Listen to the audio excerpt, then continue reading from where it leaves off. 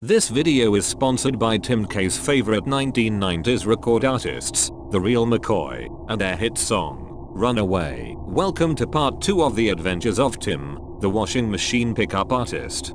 Tim's escape plan. Introduction. People pay millions for a Claude Monet painting of a French sunset, but I think the most dedicated painter in the world is Timothy K. He paints himself as a victim any chance he gets and has honed it into a craft. His attention to detail is immaculate, from the deliberate slow monotonous speaking voice to the hangdog look to the self-deprecation. This guy's acting is, as Harold would say, quite exquisite. So in Tim's latest video he carried on about not having guy friends. This is most likely a primer for bailing on both the Philippines island and his child. Analysis. What are the chances that this guy really values guy friends, as he calls them? History is the best predictor of the future. If he values guy friends so much, why did he fly to only countries where he doesn't even speak the language? I'm no expert, but the ability to communicate might come in handy when trying to establish friendships. He flew to Russia to try to shack up with young poor girls when he didn't even speak the language, and stayed there for a very long time. He targeted young girls who were poor. He got one who was making $7 a day at her work. Tim tells us how a girl got buyer's remorse after sleeping with him and told him never to contact her again. What a smooth operator he must be. But who knows, maybe he just forgot to buy her a washing machine.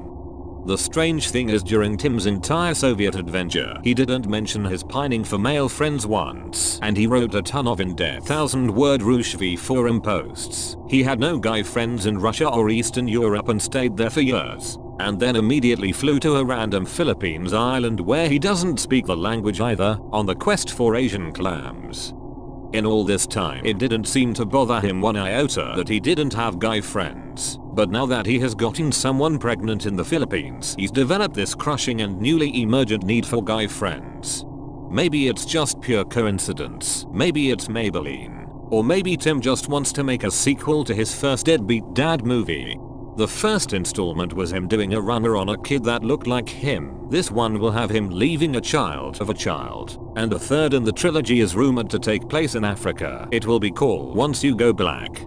You run away if they get pregnant.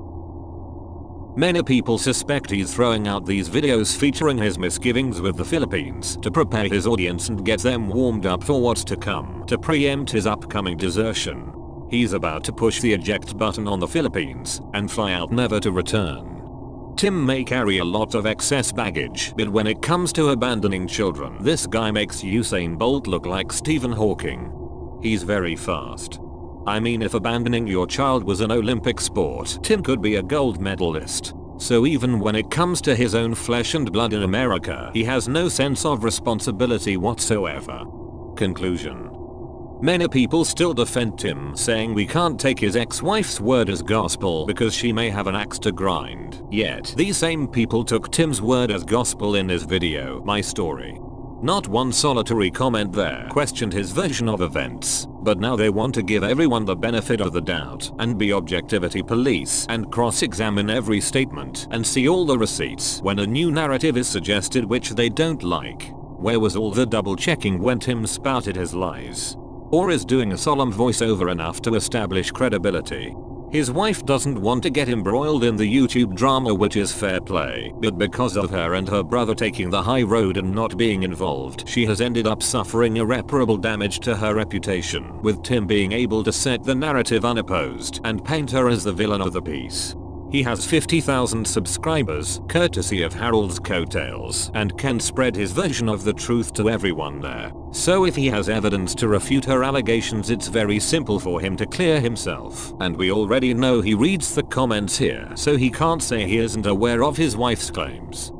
Anyways, what are your thoughts? Is Tim being judged harshly for running out on his children and responsibilities? Or do we owe it to the voiceless to speak up for them when they cannot speak for themselves? Let me know your thoughts in the comments below, and thanks for all the new subscribers. We've blasted through the 1000 subscriber landmark. Comments have been non-stop on this video. The responses were mixed. Nikola Karovic says, looks like Chrissy and her family hit the jackpot and you losers think they're in trouble. Bella Vita says, thanks for exposing these creeps. I agree, Tim will leave Chrissy when she no longer serves a purpose for him or his channel. Loki says Tim will go to any length to get your channel banned now. Blazing Angel says even nice followers who tried to give him advice or concern about his health he'd curse out and belittle them.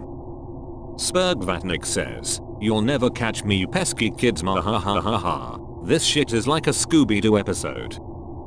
Who says Tim could redeem himself if he really tried. And finally, Larry Wilson says, I think he will just pack up and leave this lovely young girl too. He'll even take the scooter.